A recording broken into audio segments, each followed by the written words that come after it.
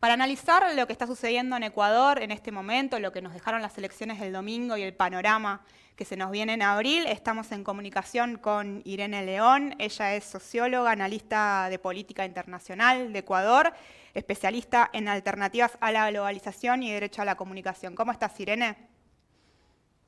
Hola, mucho gusto. Es un placer estar con ustedes. Muy interesante su noticiero. Bueno, muchas gracias por la comunicación. Bueno, y en primer lugar te queríamos consultar cuál es la situación que se está viviendo en Ecuador. Comentábamos al iniciar que todavía se están llevando a cabo los recuentos provisorios y que incluso en las últimas horas se conocieron algunas denuncias para el Consejo Nacional Electoral.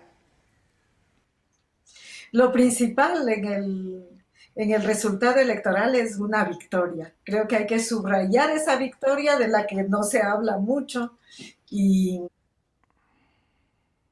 el candidato del movimiento Revolución Ciudadana, Andrés Arauz, con una propuesta antisistémica, ganó contra viento y marea, puesto que aquí en estos últimos 4 años hemos vivido en un contexto de censura, de un golpe blando diferente, yo lo llamo, porque se desinstitucionalizó totalmente y hemos tenido un periodo de retorno del neoliberalismo duro, radical, y bueno, este lawfare agudo que casi impide al movimiento UNES, en el que está haciendo parte el movimiento Revolución Ciudadana, casi impide que participe. Fue muy complicada la inscripción del partido, del movimiento, de la candidatura, y entre las censuras estaba la imposibilidad de que en primer lugar se presentase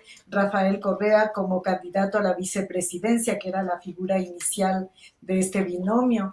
Luego llegaron incluso a prohibir que se nombre a esta persona, a este líder Rafael Correa en la campaña. Y así, entonces, esa victoria que ha conseguido Andrés Arauz con una diferencia muy consistente de los segundos que están, como tú lo dijiste muy bien, todavía por definir. El segundo, están dos todavía disputando esta posición. Entonces, Andrés Arauz gana con una diferencia importantísima y definitiva. Eso es una gran victoria para los movimientos populares, para la propuesta alternativa que está planteando Andrés Arauz. Luego, esta situación de que todavía no sabemos con quién irá al balotaje en abril, tiene que ver con varias cosas. Entre esas, con el hecho de que hubo algunas, digamos, errores técnicos del Consejo Nacional Electoral, y entre esos un anuncio que hizo el Consejo Nacional Electoral cuando todavía estaba en marcha el conteo de votos. Entonces hizo la afirmación de este empate técnico entre estos dos candidatos, Lazo del partido Creo, un partido neoliberal reconocido, y este señor Pérez del Pachacutic, y ese anuncio fue hecho al contar, más bien al explicar la situación de un pequeño, de la fracción de una muestra de boletines electorales, a la vez pequeña y mínima. Entonces no era el momento de anunciar ese empate técnico. La presidenta del Consejo Nacional Electoral lo hizo, y el resultado es que todavía no sabemos quién irá a la segunda vuelta con Andrés Arauz. Andrés Arauz indiscutiblemente es primero, tiene una gran diferencia con los demás, y bueno, lo digo, es una victoria importante para los movimientos populares, para el movimiento social y para las posturas alternativas aquí en el país. Irene, respecto a eso, te quiero leer una cita del candidato ganador, Andrés Arauz. Él dijo hoy en una rueda de prensa: el 70% del Ecuador optó por opciones de justicia social, prosperidad y la unidad plurinacional para superar al neoliberalismo al que nos tiene acostumbrados el gobierno de Moreno. ¿Coincidís con esta lectura? Y en caso de ser así, ¿por qué crees que se da esta situación?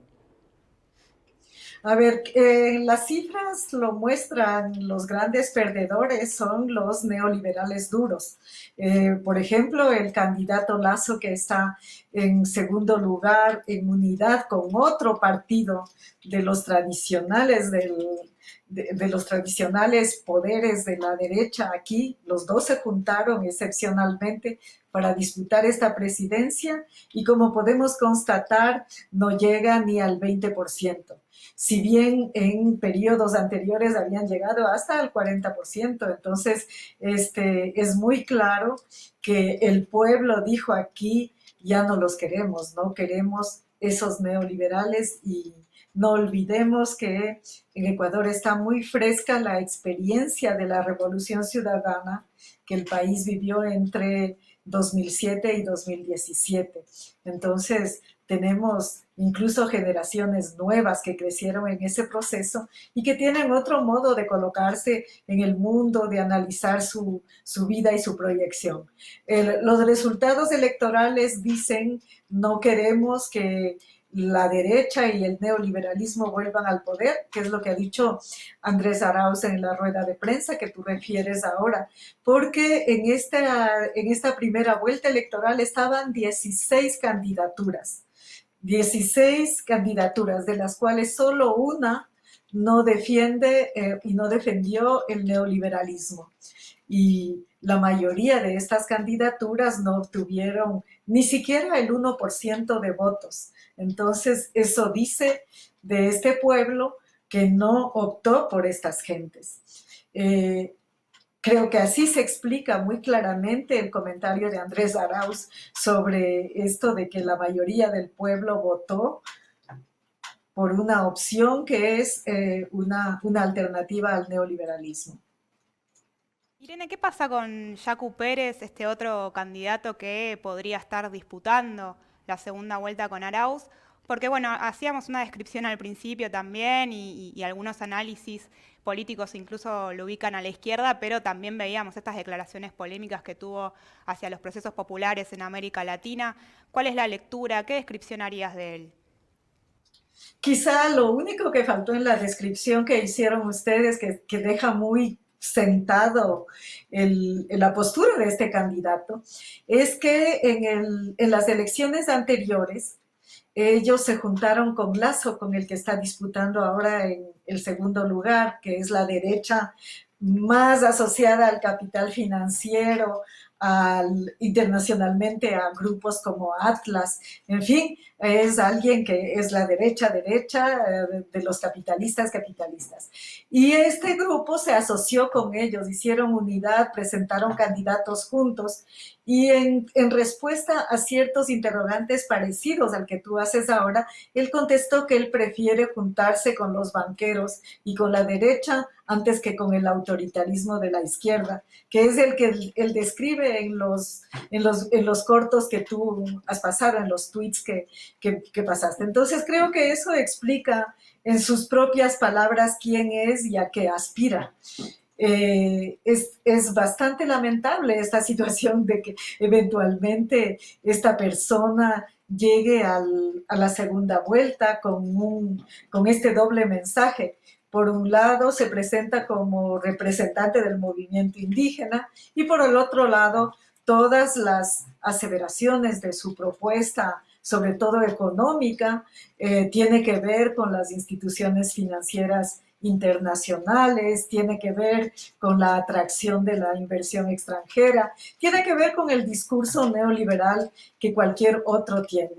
En ese sentido, para Andrés Arauz, él lo ha dicho, creo que en la rueda de prensa también, que él está dispuesto a ir al balotaje con cualquiera de los dos neoliberales, porque la propuesta alternativa que presenta, la propuesta constitucional además, que tiene el tinte de la Revolución Ciudadana, tiene con qué sustentar una visión de país, una alternativa económica, un modo de salir de la crisis y, entre otras, una agenda emergente, una agenda urgente que debe tomar en materia económica para sacar al pueblo de la crisis en la que está inmerso con el retorno del neoliberalismo y luego para encontrar soluciones a la pandemia que ha golpeado muy duramente en este país, luego de que justamente el neoliberalismo desmanteló los servicios públicos, la política pública de salud.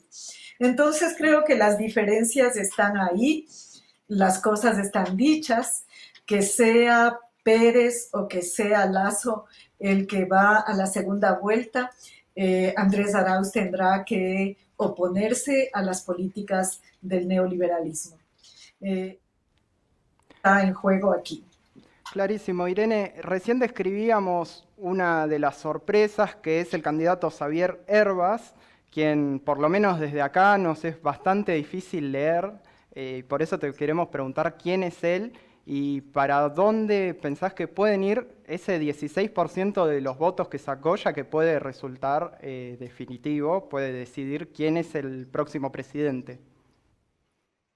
A ver, aquí estamos hablando de grandes maquinarias. Por un lado, de partidos de derecha que tienen una capacidad de acción muy potente, que es muy diferente de aquella del candidato Arauz, que viene, como dije, de una persecución política intensiva, donde su movimiento y sus líderes son todavía víctimas de esta judicialización de la política que está ahí y claro, el Consejo Nacional Electoral no le dio dinero a este movimiento, a esta candidatura, a los otros sí. Entonces, esas maquinarias tienen que ver no solo con las dinámicas electorales nacionales, sino con alianzas internacionales, con entes muy potentes que están auspiciando todos juntos la posibilidad de eliminar del juego al progresismo en América Latina y en Ecuador. De hecho, en los debates de campaña para la primera vuelta, los 15 candidatos hablaron de tomar medidas urgentes para eliminar la revolución ciudadana.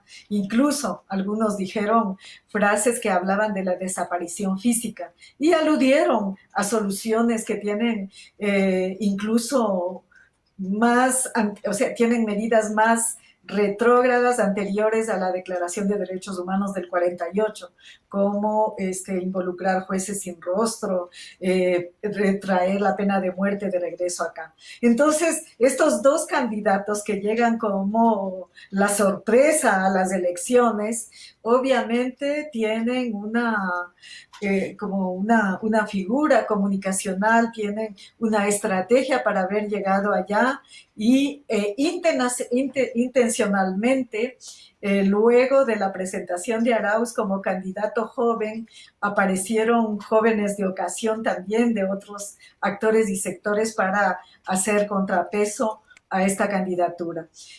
Sin duda, este señor Hervas, que no es tan joven, creó esa figura mediática a último momento y movieron muchas posibilidades y recursos para vender un producto que ha tomado este resultado. Ahora, para la segunda vuelta, yo creo que la propuesta que plantea el movimiento UNES y especialmente en su interior, Revolución Ciudadana, tiene con qué defender, tiene con qué hacer propuestas a la sociedad.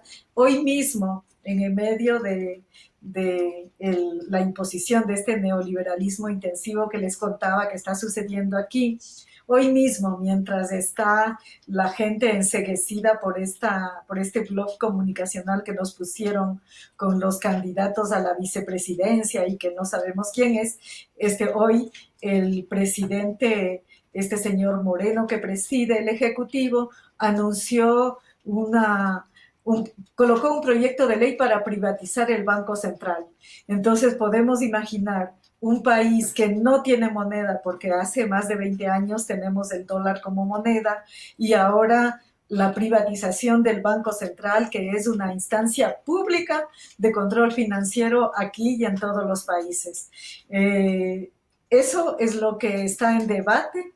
Frente a eso, hoy solo Andrés Arauz se ha pronunciado en contra. Esperemos a ver si los otros candidatos que pretenden asociarse a una propuesta de cambio lo hacen, porque es ahí que tomaremos el pulso, es decir, cuál es la propuesta alternativa de verdad, la medida alternativa antineoliberal que ellos proponen en la práctica. Y eso no lo hemos visto en sus agendas, no lo hemos visto en sus respuestas de campaña y no se ven hoy ante un hecho tan grave como este que les acabo de referir.